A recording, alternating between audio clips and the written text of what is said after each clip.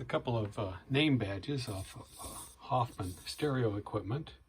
It's a rather older name in stereo equipment, but I got these along with a bunch of other badges in an auction box lot. And this pair sold for $20. This is a Pyrex 1.5 quart double boiler. I picked it up last week at a garage sale for just a couple dollars. And pretty clean, no chips or cracks on it, and it sold very quickly for $50. After listing a lot of these pencil sharpeners, I got a little tired of it, so I lotted 20 of them together. And put them up a few weeks ago for $120. I even took a video because there's so many of them, couldn't really take a picture of each one to include, so I did close-up video of all of them. And after a few weeks, they finally sold full price, $120. Well, I'm selling a lot of manuals lately. This one I've had for quite some time. It's a 1992 Sony compact disc player manual, and this sold for $19.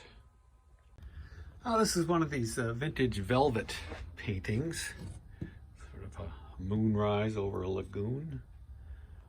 I've had this for quite a while. I bought it at a garage sale a number of years ago and had it in my bedroom, occupying some wall space.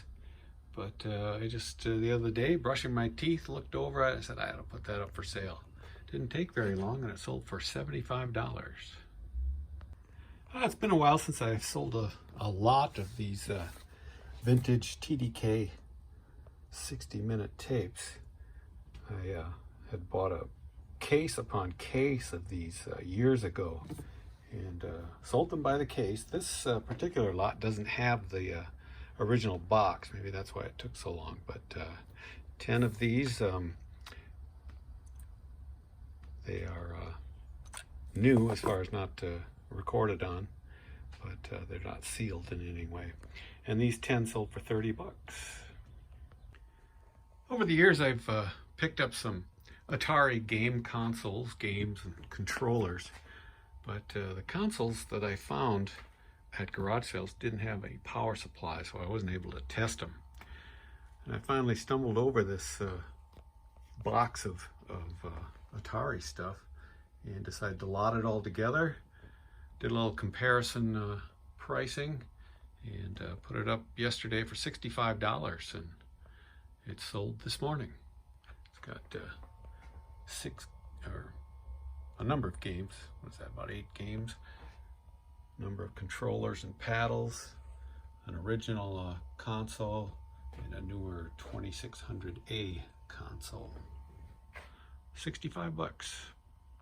This is the rubber foot off of a Sansui turntable. I bought a couple of turntables from a guy for 20 bucks, and one of them, it worked just fine, but it was missing 2 of these feet.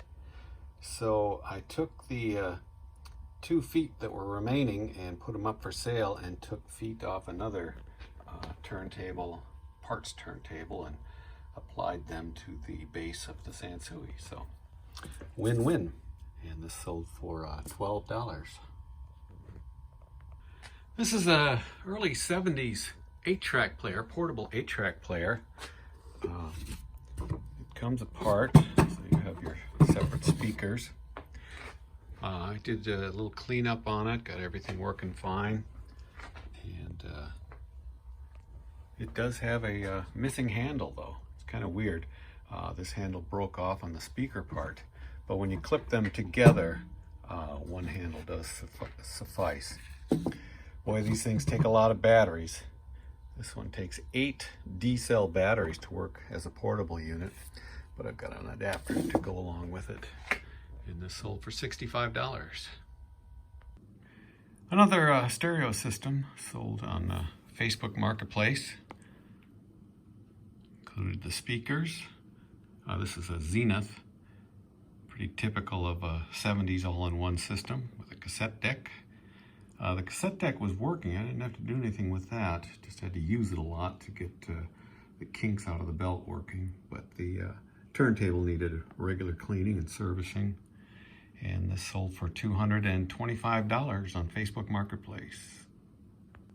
I had this mirrored shelf, a Turner wall accessory, sitting in my shop for a couple of years. And I didn't know what to do with it, thinking I might use it for something, or maybe replace this one I have up here on my wall I've had up for a number of years. But I like this one better. So after stumbling over this for a number of years, I cleaned it up, put it up for sale, and it sold the same day for $125.